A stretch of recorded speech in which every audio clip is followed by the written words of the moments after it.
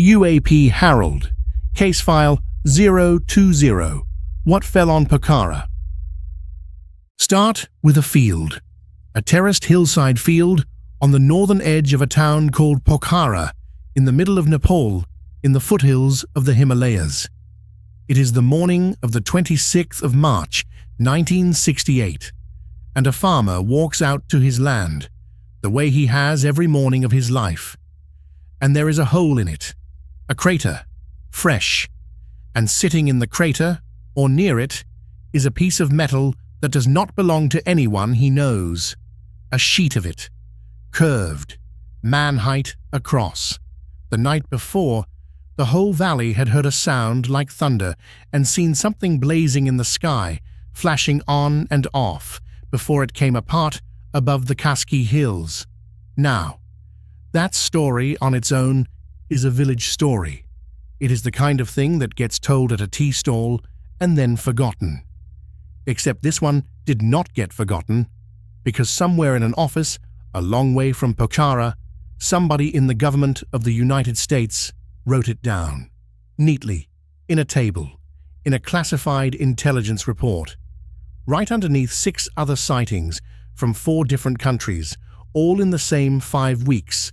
Lights over Ladakh, lights over Sikkim, a bluish object over the capital of Bhutan.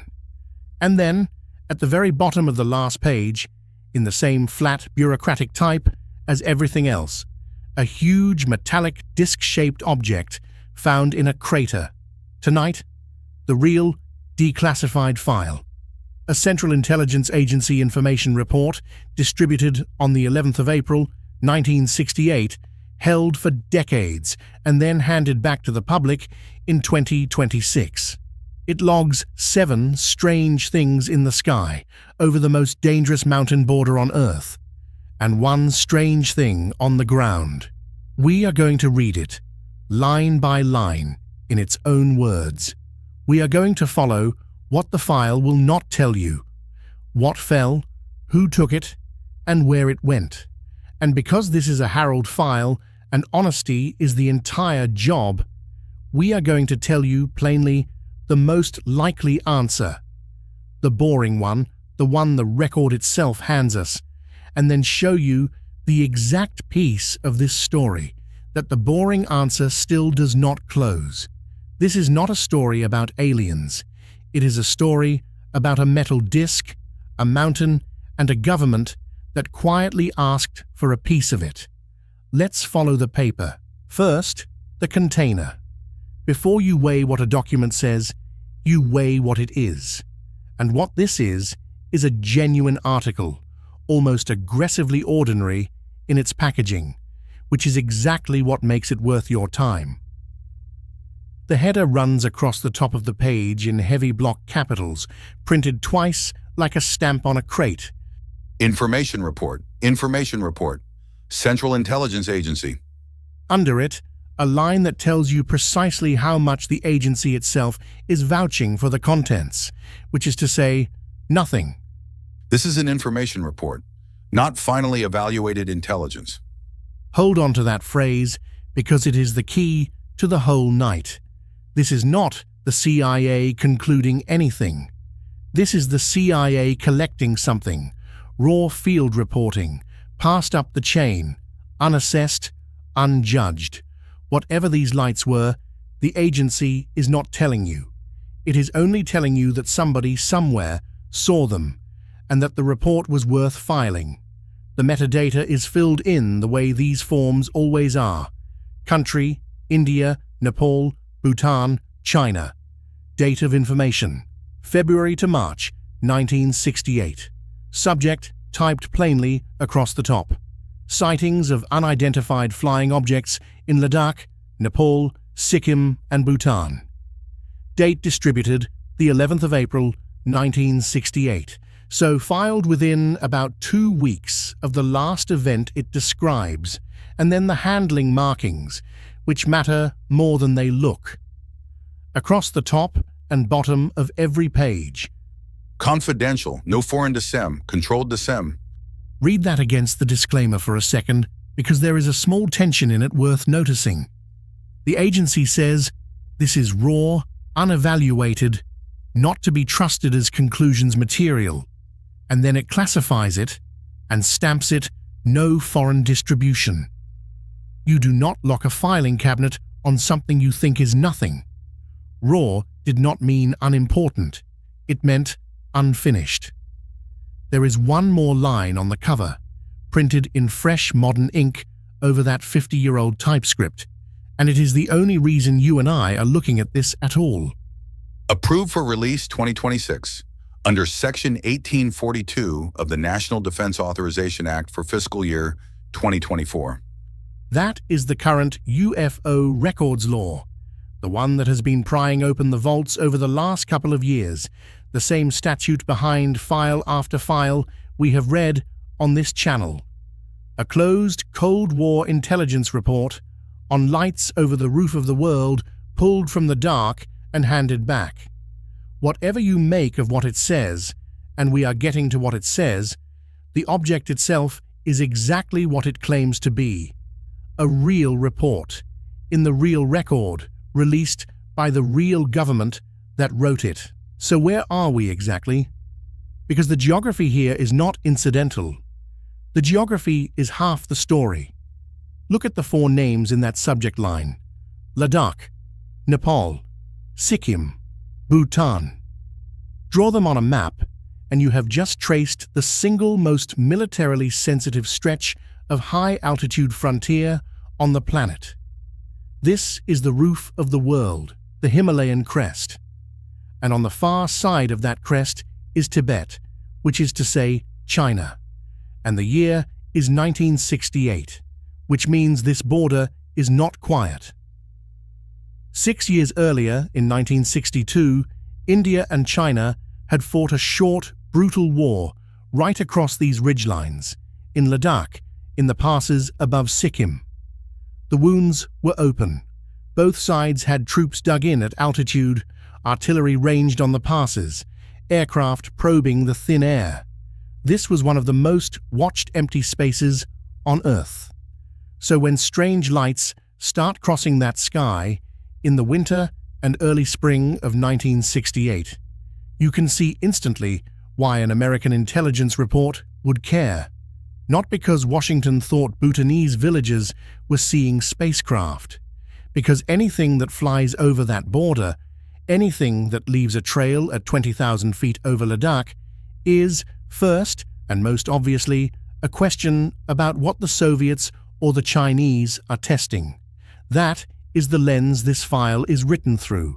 Hold that thought. We will need it. Now to the sightings themselves. The report lays them out in a table, 5 columns: date, local time, the area over which the thing was seen, its direction of flight, and a final column headed simply particulars of the object. 7 rows. Let's read them the way the file reads them, because the details are stranger and more specific than you would expect from a rumor. The first entry: Ladakh, the 4th of March, 1 o'clock in the afternoon, broad daylight, over 3 named places: Changla, Fuche, and Koyul. Direction of flight, east to west. Particulars: 1 white light and simultaneously 2 blasting sounds were heard. Also 1 reddish light followed by white smoke. A white light, 2 concussions, a red light, white smoke. At midday, over a border pass. Next, northeast Nepal. Go back to the 19th of February, late morning, over the Walungchungola and Gunsa area, moving northeast to southwest. Particulars: A fast-moving object, long and thin, emitting red and green bright light, as bright as to cause daylight. Thunder sound heard after few seconds of sighting of object. Long and thin, red and green, bright enough to turn night into day, and then, a few seconds later, thunder. That few seconds gap between the light and the sound is going to matter, so file it away. Because a delay between seeing a thing and hearing it means the thing was far away and high and moving fast. That is not a lantern. That is not a hoax on a hillside. Whatever these witnesses were describing, it had altitude and it had energy. Now, the file does something you almost never see raw sighting reports do. Something that tells you the person compiling it was not a wide-eyed believer, but a careful analyst trying to make the pieces fit. The third entry, Sikkim. Same date as the Nepal sighting, the 19th of February, and almost the same time, between 11 and 11:15, over a string of high mountain villages, Lachung, Lachen, Thangu, Mugutang, Cholhamu. And here the compiler stops and does something honest. He flags his own data as unreliable. He writes in the middle of the table, "This information is rather confusing. Direction was reported as being from southeast to northwest over Thangkarla, Lakung, Lachen, and Mugatang. Over Chalamo and Sesela, the direction was reportedly from northeast to southwest." Two groups of witnesses, same object, opposite directions. That is exactly the kind of contradiction that should make you suspicious of eyewitness testimony. People are terrible at judging the path of a fast light in a dark sky, and the compiler knows it, but instead of throwing the entry out, he reasons through it. The latter direction coincides with the one over Nepal and is likely to be more correct, since the date and timing of the flight of object also coincide. Read what he just did. He took the Sikkim sighting and the Nepal sighting same night, same minutes, and he lined them up. If the object seen over Sikkim was traveling northeast to southwest, that matches the object seen over Nepal at the same moment. One object, one track, crossing from the northeast, which on this border means crossing from the direction of the mountains, from the direction of Tibet. And then the fourth entry makes the point again, out loud. Bhutan, the 21st of February, 9:30 at night, over Thimphu, the capital. The witnesses said the object flew east to west, but the compiler catches a problem and writes it right into the record. East to west. However, since due east of Thimphu there is nothing but Indian territory, the direction of flight could well be from northeast to southwest, that is, from the direction of Tibet. That is a small, cold, brilliant piece of desk work. He is correcting the witnesses using a map. If they say the thing came from the east, but there is nothing to the east but friendly territory, then the witnesses probably got turned around, and the real vector points back over the high passes, back toward China, and the object itself. A bluish-colored object moving at high speed without any noise. It was bright enough to brighten the area. Silent this time, high and fast, and silent and blue. Notice that the file is not arguing. These are spacecraft. It is doing something far more unsettling for a document that is supposedly about flying saucers. It keeps quietly pointing the arrows the same way, northeast to southwest, from over the mountains, from the one direction that would matter most to an intelligence officer in 1968. Which brings us to the last page, and the entry that is the reason anyone remembers this file at all. The fifth and sixth entries are more of the same shape. Ladakh again, the 25th of March. One object, following a circular path, leaving a trail of smoke. And then, the same night, over Phukche and Koyul and Demchok, right on the disputed line. This appeared from Changla side and was seen moving towards Demchok from north to south. Rocket-like object leaving a white-yellow trail about 20 yards long at a height of 20 to 25,000 feet. A rocket-like object, a 20-yard trail, 20 to 25,000 feet. That is the most aircraft-shaped, missile-shaped description in the whole file. And it is over the most militarized pass on the border. Keep it. It is going to matter when we do the skeptics' work. But it is the seventh entry, the very last row at the bottom of the last page, that changes the temperature of the whole document. Because every entry so far has been a light, a sound, a thing in the sky. This one is a thing on the ground. Nepal. The Kaski region, northwest Nepal, Pokhara. The 25th of March, 9:15 at night. Read it exactly as it is typed, because the shift from sky to earth happens inside a single sentence. Appeared to be north to south, a blazing object, flashing intermittently, accompanied by big thunder sound, disintegrated over Kaski region. A huge metallic disc-shaped object with a 6-foot base and 4 feet in height was found in a crater at Baltichaur, 5 miles northeast of Pokhara. Portions of a similar object were found at Ladakh and Turapasl. Stop. Read it again, slower, because there is a lot packed into that flat little paragraph. A blazing object, flashing thunder, and then the word disintegrated. It came apart in the air. And then on the ground, a metallic disc, 6 feet across at the base, 4 feet tall, sitting in a crater. Plus pieces of another one at 2 more named villages, 3 impact sites, physical material. This is the only entry in the entire file that claims something you could pick up. Every other sighting is photons and sound, a light, a bang, a color. This one is metal, in a hole, at a named place, 5 miles from a real town you can find on a map today. And here is the thing you have to sit with. The file gives it exactly the same treatment as all the others. 1 flat sentence, no follow-up, no note about who found it, or who examined it, or where it went, no chain of custody, nothing. The single most extraordinary claim in the document, a recovered object, is filed with all the ceremony of a weather report, and we have to be honest about what that means, both ways. It means we should be careful, because a recovered disc with no named witness and no chain of custody.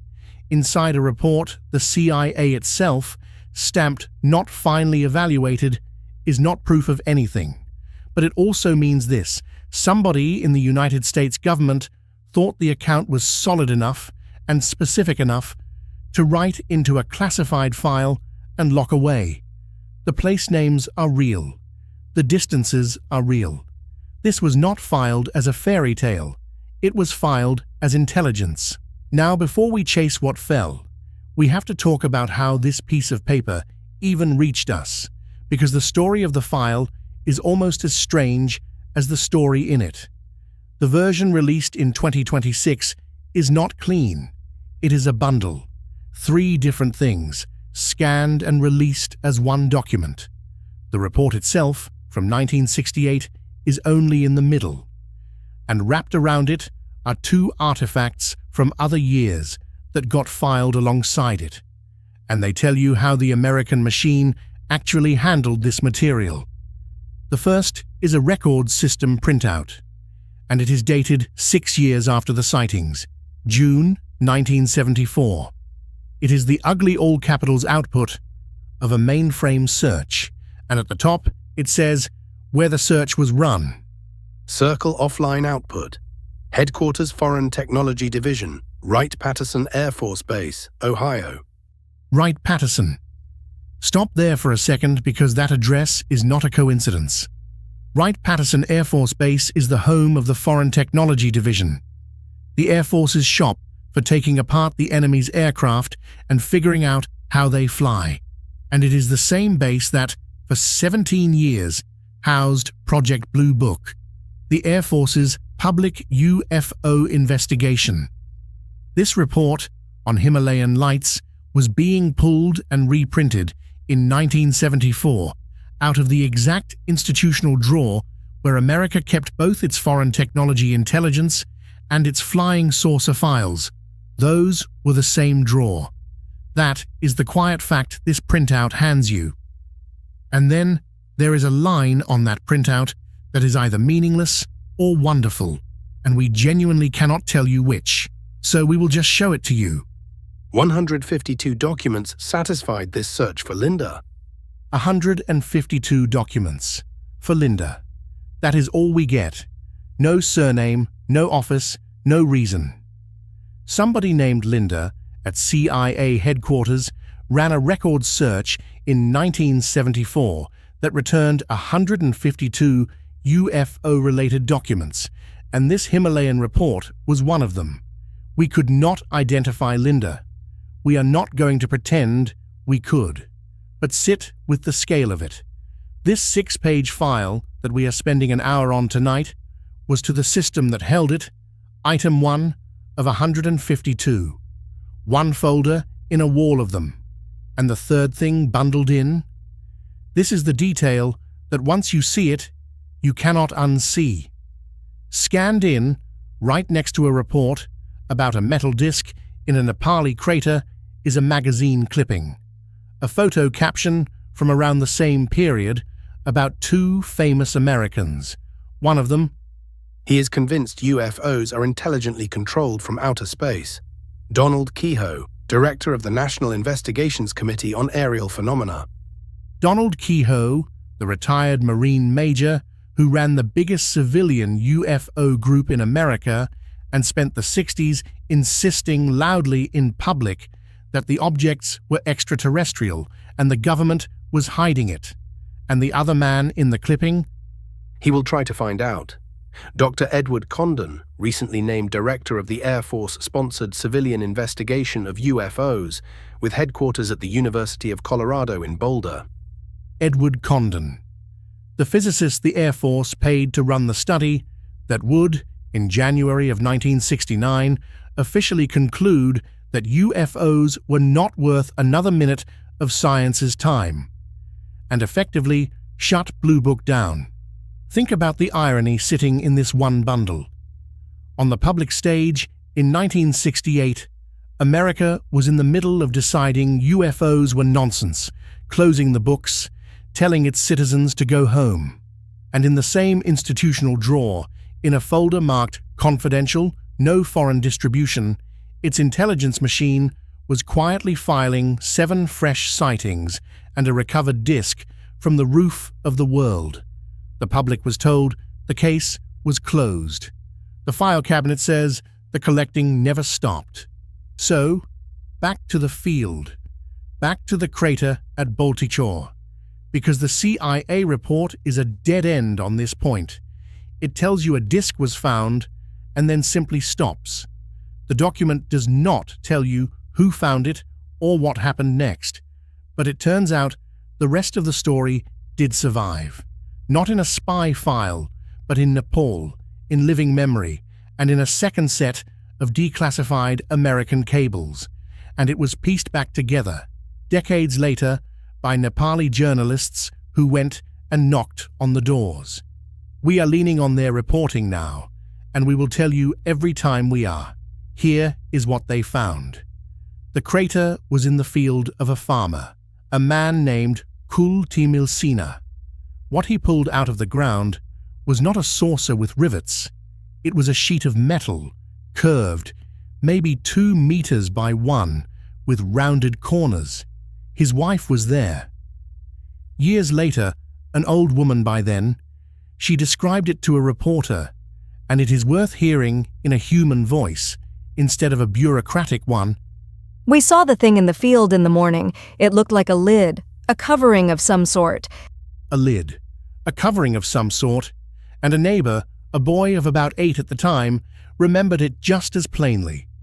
It was a 4-sided metal sheet. Sit with the difference for a moment, because it is the whole discipline of this channel in a single beat. The CIA file says, quote, a huge metallic disc-shaped object with a 6-foot base and 4 feet in height. The people who actually stood over it in the dawn light say, a lid, a flat, 4-sided sheet of metal. Those are not the same object. Somewhere between the field in Pokhara and the typewriter in an intelligence office, a curved metal sheet in a crater became a disc-shaped object 4 feet tall. That is how a report hardens. That is how a lid becomes a saucer, and you only catch it if you go back to the field. But here is where it stops being a village story and becomes a genuine mystery again, because the United States did not treat this as a lid. According to the later cables the Nepali reporters worked through, Washington wanted the metal, and a few years on, they arranged to get a piece of it. There is a State and Defense Department telegram dated the 1st of March, 1972, that reads like the shipping label it is. Fragment is packed in shipping crate, cargo number 72-33365, marked in care of the Defense Attaché Office. A fragment in a crate with a cargo number, shipped in care of the American Defense Attaché. 4 years after a farmer found a curved sheet of metal in a hole in his field, the government of the United States packed a piece of it into a box and moved it. That is not nothing. You do not assign a cargo number to a lid. And now the honest part, the part that keeps this out of the tabloids, we do not know what happened after that crate. The reporting suggests the fragment was supposed to be returned to Nepal, essentially intact, if the Americans were allowed to examine it. Whether it ever actually came back, whether it was returned or quietly kept or lost in a warehouse, is not established. One account calls a clean return unlikely. It is, at best, rumored. What is on the record is only this: a fragment was crated and shipped in 1972, and then the paper trail, the public one, goes cold. Nobody ever released a finding. Nobody ever said out loud, this is what it was, which is exactly where an honest investigation has to slow down and ask the unglamorous question. Not what could it be? Anything could be anything at midnight over a mountain.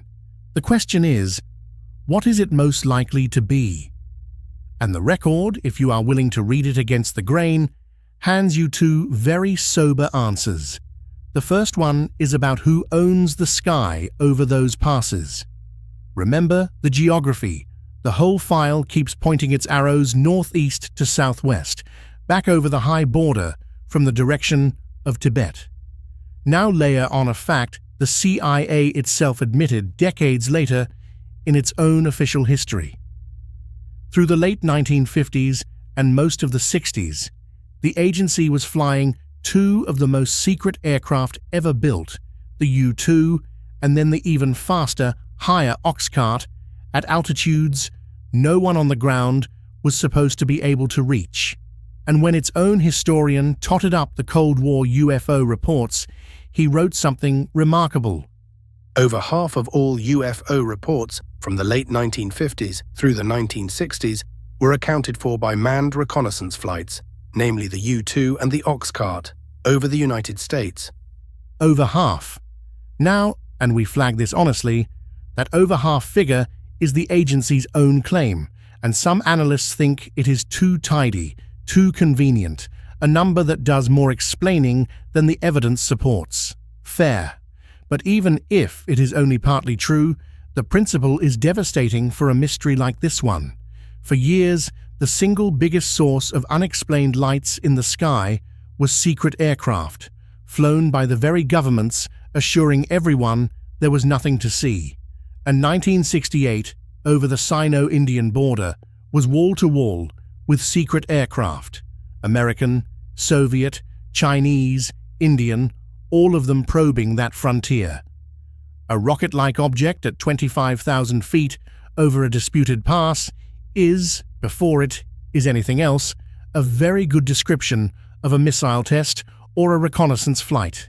And the second sober answer is the one that reaches all the way down into the crater, because something was falling out of that sky in 1968 that had nothing to do with either side's air force, the debris of the space race.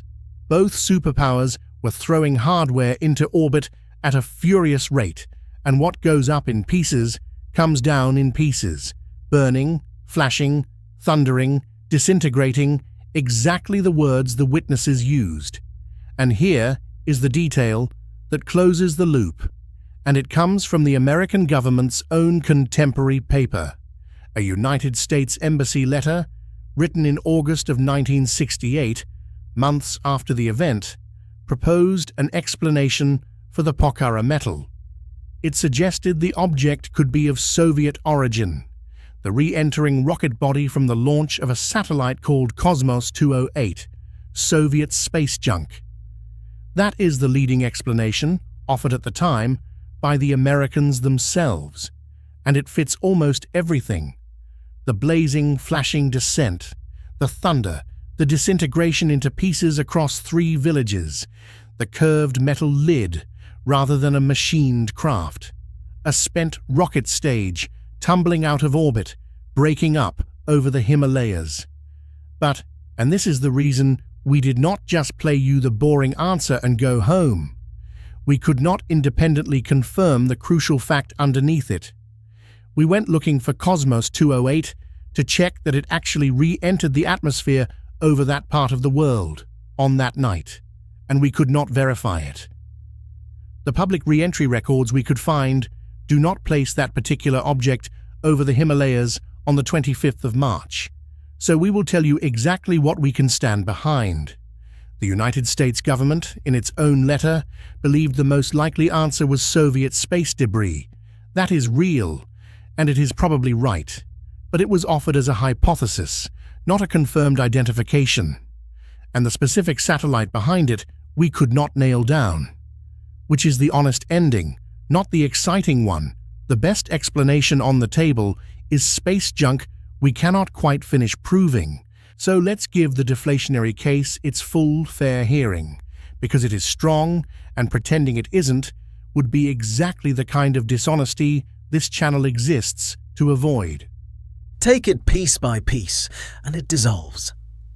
Start with the document itself. The agency stamped it, not finally evaluated intelligence. That is not modesty. It is a warning label. It means no analyst checked these accounts. No one verified a single witness. It is a scrapbook of rumor, filed because filing is cheap. Then the sightings. Lights that flash, that leave trails, that come with a bang a few seconds later. That is the exact signature of a bolide, a big meteor breaking up, which happens over every part of the Earth constantly and terrifies everyone who sees one. Add the space age, 1968, thousands of pieces of rocket and satellite falling back through the atmosphere, and add the most sensitive missile frontier on the planet, thick with tests no one would admit to. Between meteors, re-entering debris and secret rocketry, you can account for every light in this file without invoking anything from another star. And the disk in the crater, a curved metal sheet described by the people who found it as a lid, then inflated in the retelling into a 4-foot craft. That is not a spaceship. That is a piece of a Soviet rocket and a game of telephone. That is a serious case, and most of it is almost certainly correct. The meteors are real. The debris is real. The telephone game, the lid becoming a disc, we watched it happen, in the gap between the villages and the typewriter. If you made me bet the mortgage tonight on what fell on Pokhara, I would bet on Soviet space hardware, and I would probably win. The skeptic is not the enemy of this story. The skeptic is most of this story. But there are two things. The calm reading cannot quite dissolve, and honesty cuts both ways. So here they are. The first is the recovery, and the crate. It is easy to explain a light in the sky. It is harder to explain why, 4 years later, the United States government assigned a cargo number to a fragment of it and shipped it in care of a defense attaché, and then never publicly said what it was. If this was obviously boringly a chunk of Cosmos 208, you identify it, you write the one-line memo, you hand it back, case closed. That is not what the paper trail shows. The paper trail shows quiet acquisition and public silence. Space junk does not usually get that treatment. And the second is subtler, and it is the thing that actually haunts this file. It is not any single light. It is the pattern of the arrows. Over and over, across 4 countries and 5 weeks, the compiler keeps correcting the witnesses and pointing the flight paths the same way, northeast to southwest, from over the passes from the direction of Tibet. If this were nothing but random meteors, the directions would scatter. Meteors do not respect borders, but these did not scatter. They lined up. Something or several somethings kept crossing that specific frontier on those specific nights, heading the same specific way. The objects are almost certainly explainable. The direction they were all heading is the part that keeps the file from closing. Let's lay the timeline down flat so you can see the whole shape of it without the narration. 1962. India and China fight a border war across Ladakh and the passes above Sikkim. The frontier stays militarized and watched. The 19th of February, 1968. The first sightings, northeast Nepal and North Sikkim, a fast object bright enough to turn night to day. The 21st of February, the bluish, silent object over Thimphu, Bhutan. The 4th of March, white light and 2 blasts over Changla in Ladakh. The 25th of March, the busiest night. A rocket-like object over the Ladakh passes toward Demchok, and, far to the south, a blazing object disintegrating over the Kaski Hills. That morning, a metal sheet is found in a crater at Baltichaur, outside Pokhara. The 11th of April, 1968, the CIA distributes the compiled information report. August 1968, a United States Embassy letter proposes the Pokhara medal is Soviet debris, the re-entering rocket of Cosmos 208. January 1969, the Condon report is published. The Air Force closes Project Blue Book. The 1st of March 1972, a State and Defense cable creates a fragment for the American Defense Attaché. Cargo number 72-33365. June 1974.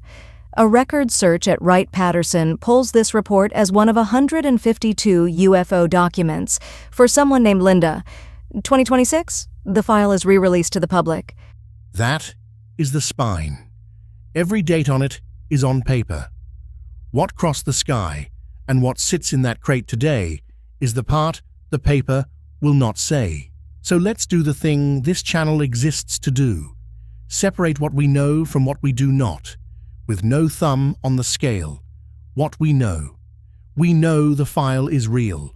A genuine CIA information report on 7 sightings over Ladakh, Nepal, Sikkim and Bhutan between the 19th of February and the 25th of March, 1968, distributed on the 11th of April and re-released to the public in 2026.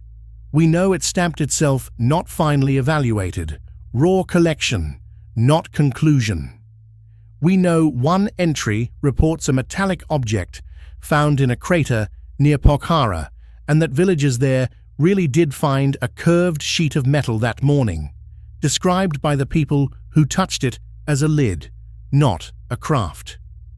We know the United States government took an interest deep enough that by 1972 it created a fragment and shipped it.